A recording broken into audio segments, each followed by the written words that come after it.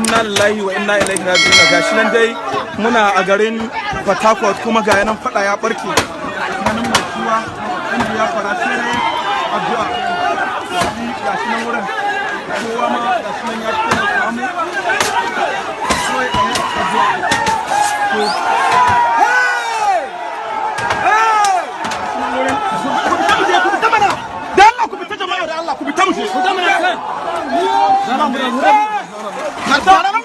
sai addu'a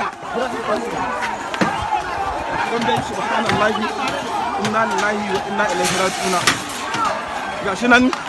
ga abin da ke faruwa dai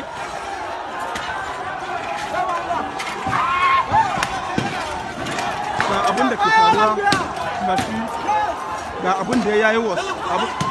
abin sai addu'a gashi dai abin ya yi wasu gashi nan Allah taimaka mana mun kora yan biya kwara gaba daya gashi nan mun kora yan biya kwara nan gaba daya Allah ka tsamo a kana ka take hazuri gashi nan dai gashi nan Allah tawaka kura jama'a tsara gida arawa gida arawa gida arawa gida arawa gida abi walatiyan Allahu akbar Allahu akbar Allahu akbar Allahu akbar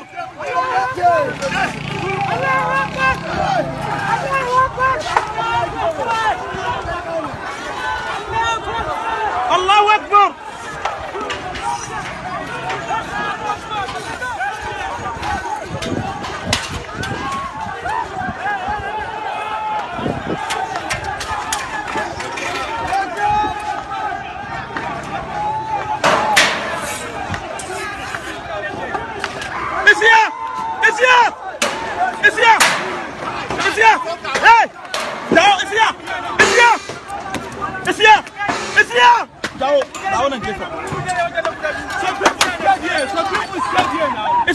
Down him.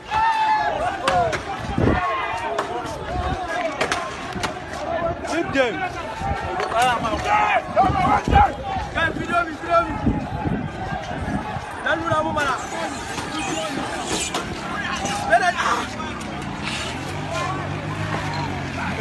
Ba wani shege. Da yanan dai muna tare da waɗannan miyagun mutanen yan biyafara amma Allah taimaka mana mun kora su ko ina yanzu za mu koma mu ma mu tsara gida saboda wannan ya zama yaƙi kuma ya zama faɗan addini yanzu sun daina yi ma da police duk wani bahaushe suke so su yi da shi ko in ce duk wani musulmi don haka ya kamata gwamnati ta duba waɗannan abubuwan da muke ciki muna cikin wani hali idan gwamnati ba ta motsa ba ko ta wani abu gaskiya na wannan Najeriya din ga alama za ta samu matsala don haka a duba don Allah a duba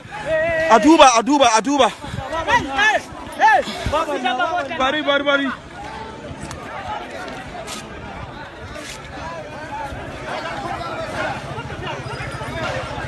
Allah ya sauka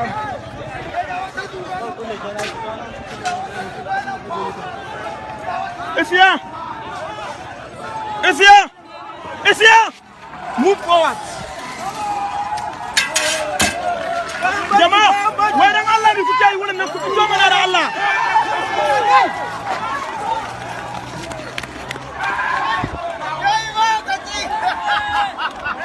jama'a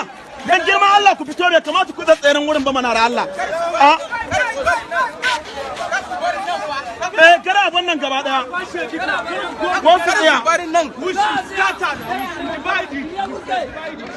dan uwar su Afghaniya nan gwada mai gida mai buhari yake so da uwa Najeriya ne fi sabilillah ku ga abun da ke mutane mana za mu je ku gana kake uwan mu je mu bari ki ne taba wannan abun mana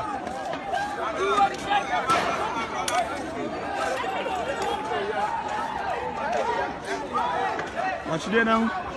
har yanzu muna cikin rigimar